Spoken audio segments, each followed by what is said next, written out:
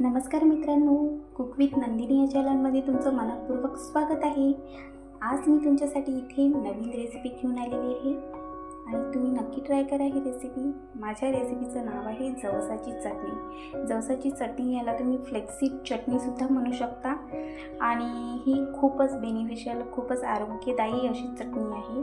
कोणी 1 चमचा जरी तुम्ही रोज खाल्ली तर खूपच तुम्हाला चांगले परिणाम तुमच्या शरीरात दिसून येतील। खूप बेनिफिशियल आहे, खूप चांगले गुणकारी अशी चटणी आहे ही।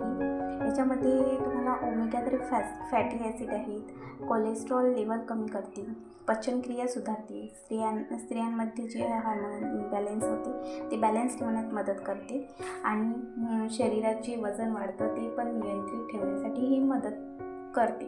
तर तुम्ही रोज 1 चमचा जरी खाल्ली तर खूपच फायदा होतो। तर याच्यासाठी मी घेतलेले आहे एक कप जवस घेतलेले आहे, सुक्या लाल मिरच्या घेतलेल्या आहेत, लसूण पाकळ्या घेतलेल्या आहेत, मीठ घेतलेले आहे, सुकं खोबरं घेतलेलं आहे। तर मग इथं मी एक कढई घेते आणि या कढईमध्ये छानपैकी हे सगळं साहित्य भाजून घेते। एक एक करून पूर्ण साहित्य भाजून घ्यायचं। लसूण पाकळ्याची आणि मिरच्याची चांगली पेस्ट करून घ्यायची आणि नंतर जे जवस आणि खोबरं आहे ते छानपैकी मिक्सरमधून काढून घेते।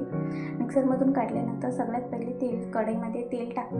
तेल टाकल्यानंतर त्याच्यामध्ये लसूण आणि जे मिरची आहेत त्याची जी चटणी बनवली होती पेस्ट ती सगळ्यात आधी त्याला लसूण छानपैकी फ्राय करून घेते।